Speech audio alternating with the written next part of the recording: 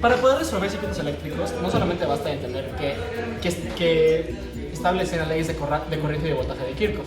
También es necesario saber qué es un nodo y qué es una malla. Un nodo es un punto de unión entre dos o más elementos de un circuito. También sabemos que un nodo tiene una cierta caída de voltaje respecto a la Tierra y que la Tierra en sí cumple con su propio nodo. La malla es un circuito, el circuito mínimo que entra en un circuito, o de otra forma, es un circuito cerrado dentro de un circuito. Un circuito cerrado es un circuito donde fluye la misma corriente. Sabiendo esto, podemos saber que dentro de una malla fluye la misma corriente y que cada malla tiene una corriente distinta. Hola, Mau, ¿qué haces? Estoy haciendo los circuitos que nos dejaron de tarea. Ah, ¿nos dejaron de tarea unos? ¿De qué eran? Sí, de resolver por método de nodos y de mallas. ¿Y cómo hacías eso? Bernie, eso te pasa por no poner atención en clase. Perdón. Son métodos de nodos y de mallas los que... ¿Te acuerdas que nos enseñaron lo de ley de corrientes de Kirchhoff y ley de voltajes de Kirchhoff? Sí. Bueno, cuando unes eso con los conceptos de nodos y de mallas, puedes generar sistemas de ecuaciones que te dan salidas de voltaje y de corriente en tu circuito. Aquí tienes, por ejemplo, este sería método de nodos, ¿no? Tenemos un circuito y lo que podemos hacer primero es dividirlo por nodos. Ok, tiene sentido. Y pues sabemos que cada nodo tiene su propia caída de voltaje. VA para el nodo A, VB para el nodo B, VC para el nodo C, ¿no? Respecto a la Tierra, existe VD, que es de la Tierra, pero pues esta ecuación, al final, la caída de voltaje cabe entre... Sabemos que por la ley de corrientes de Kirchhoff, LSK, la sumatoria de las corrientes que fluyen hacia afuera de un circuito es igual a 0. Entonces, por ejemplo, aquí tenemos una I1 que fluye por esta resistencia y tenemos 3 milis que fluyen hacia adentro del nodo, ¿no? Entonces teníamos I1 menos los 3 milis es igual a 0. Con la ley de Ohm podemos ir descomponiendo esas corrientes en voltajes entre resistencia, pero sí hay la diferencia de voltajes. Por ejemplo, si tenemos una resistencia como esta, que está como estos 22 ohms, que está entre V y VC, el voltaje que se encuentra que cae por esa resistencia es VB menos VC. Y por la resistencia es la resistencia. Entonces, por ejemplo, en esta resistencia, 22 ohms, la caída de voltaje que pasa por 22 ohms es VB, el voltaje del nodo B, menos VC, el voltaje del nodo C. Y ese es el voltaje. Y la corriente sería ese voltaje entre la resistencia. ¿Cuál es la resistencia de 22 ohms? ¿Cuál es la resistencia de 22 ohms? 22 ohms. Pues sí. Y pues, una vez que tienes tu sistema de ecuaciones, lo metes en una calculadora así bien padre, que si no la tienes, pues vas a tronar, y te da tus resultados, te da los voltajes de cada nodo. Y ya con el análisis de voltajes de cada nodo podemos conseguir todo. Por ejemplo, aquí sabemos que tenemos VA y VC, eso es lo que nos dio, lo que nos arrojó la calculadora. Y sabemos que 15 ohms de voltaje es VA menos VB. Claro. Luego sabemos que la corriente es ese voltaje entre la resistencia. Y conseguimos todas las salidas. Hay otro concepto que tienes que tener, dos conceptos, nodo resuelto y supernodo. Pues sabemos que en un nodo hay una caída de voltaje y que pues al final la ecuación lo que te quieres conseguir de producto de eso es el voltaje que cae por ese nodo, ¿no? Por ejemplo, aquí queremos conseguir esa ecuación VB, queremos conseguir VA, VB, pues VC no importa, claro, porque es la Tierra, que eso sería igual a 0. Entonces, ¿cómo lo hacemos para conseguir esta caída de voltaje en VB? Si sabemos que en VB hay una fuente de voltaje de 30 volts, pues podemos saber que, y no interfiere con otro nodo, podemos saber que la caída de voltaje en VB, o sea, VB es igual a 30 volts. ¿Qué pasa si esta fuente está entre dos nodos distintos? Pues tenemos un nodo. Y un supernodo, como le dice su nombre, te arroja dos ecuaciones distintas. Claro. Una, que es la diferencia de los voltajes de este nodo, o sea, VC porque está en el polo positivo menos VA, es igual a 6 volts. Y otra, que es la suma de estas dos ecuaciones del nodo de ley de corriente de Kirchhoff del nodo A y del nodo C. Como tendríamos una corriente de este nodo, se cancelaría. Porque pues tienes la corriente que pasa por aquí sería menos IX, aquí sería más IX, entonces se cancela. Y ya es todo lo que se pasa en nodos. Maya funciona con la ley de voltajes de Kirchhoff.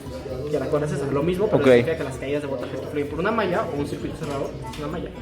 Es igual a 0. La sumatoria, sí. Entonces, es lo mismo. Planteas las ecuaciones por caídas de voltaje en cada malla. Por ejemplo, aquí tendrías el voltaje que pasa por 6K menos 12 volts porque tu corriente que pasa por la malla, como explicamos cuando hablamos de corriente, cuando hablamos de mallas, la corriente que pasa por la malla es la misma, ¿no? Aquí tendrías el voltaje que pasa por 6K menos ese voltaje porque anda por el polo negativo y tenemos que seguir la regla de oro, y el voltaje que pasa por aquí. Se siguen las mismas reglas. Las mismas reglas. Hay unas vertientes que están entre dos mallas, etcétera, etcétera. Y es lo mismo, la única diferencia es que pues, con ley de Ohm aquí se ponen voltajes, no sería resistencia por corriente, no sería voltaje entre resistencia, ¿no? Porque se tiene que poner corriente, tiene que poner voltajes por ley de Ohm. Sí. Y también lo mismo, ven aquí supermallas, pero todas las supermallas son de corrientes, Ah, ok. no de voltajes, porque está haciendo lo contrario. Y las mallas resueltas sería cuando si aquí en vez de voltaje hubiera una fuente de corriente, Ajá. sería una malla resuelta. Y es lo mismo, es todo.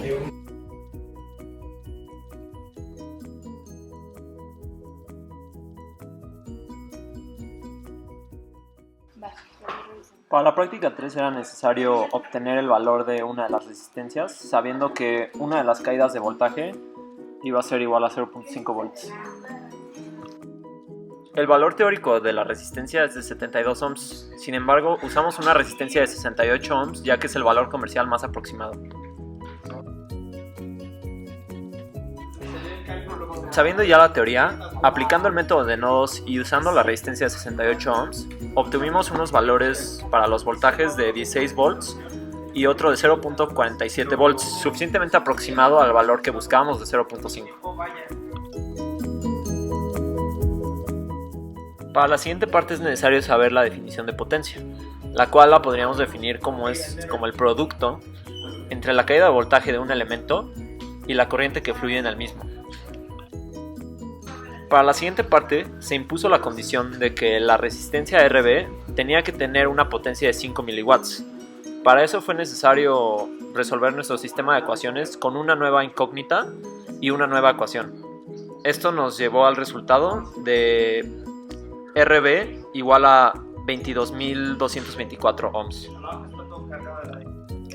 De igual forma, checamos que la sumatoria de todas las potencias en todos los elementos fuera igual a 0 y este se verificó aún con nuestra resistencia teórica de 22.224 ohms.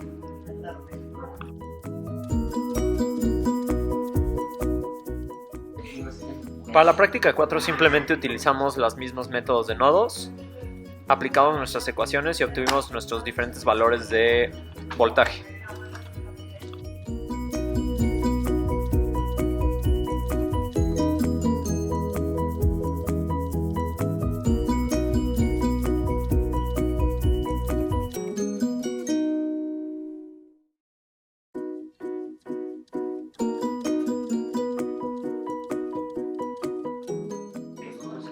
Después se nos planteó la siguiente pregunta: ¿qué valor debería tener R0 para que exista una caída de voltaje de 2 volts en esa resistencia?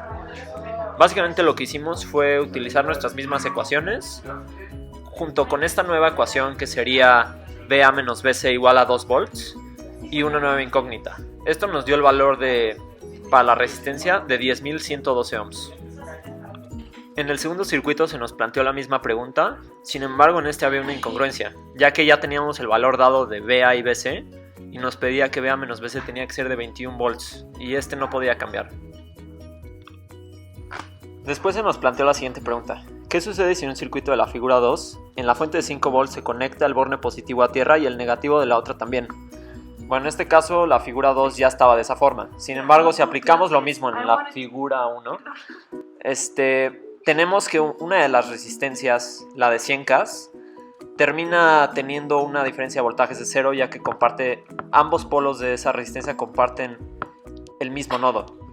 Por lo tanto, el voltaje es 0 en esa resistencia.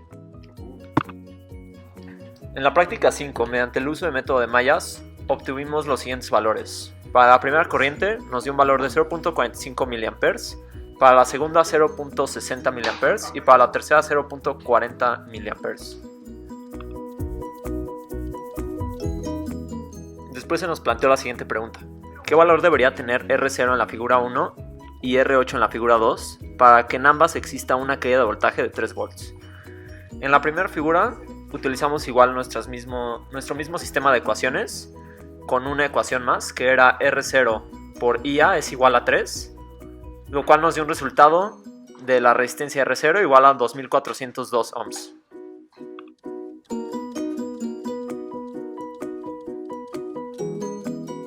Para el segundo, sin embargo, había una incongruencia, ya que al hacer nuestro sistema de ecuaciones no daba solución en la calculadora y podíamos ver que VA era igual a 16 volts y nos pedía que VA menos BC tenía que ser 3 volts cuando ya tenían un valor establecido de la diferencia entre esas mismas.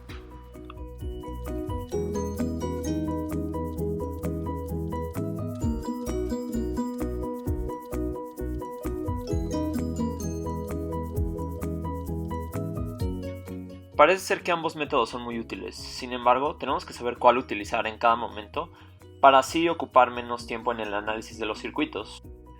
Sin embargo, es muy útil saber ambos métodos y sus bases, ya que esto nos va a permitir mayor facilidad a la hora de realizar cualquier cálculo utilizando ambos métodos. También es importante mencionar que no es nada trivial asignar polos y signos a cada uno de los elementos en el circuito. Tenemos que tener nuestras bases bien establecidas y saber dónde está colocada la Tierra para así poder empezar a colocar los polos. Para concluir, podemos decir que el método de nodos y el método de mallas son una manera para obtener todos los voltajes, corrientes y potencias de los elementos en un circuito. Claro está que ya conociendo los dos, podemos implementar el mejor método para cada circuito y ocupar menos tiempo en el análisis del mismo. También, al ya saber cómo plantear nuestras ecuaciones, no es tarea difícil tener una variable más con una ecuación más. Simplemente lo metes a tu sistema de ecuaciones y listo.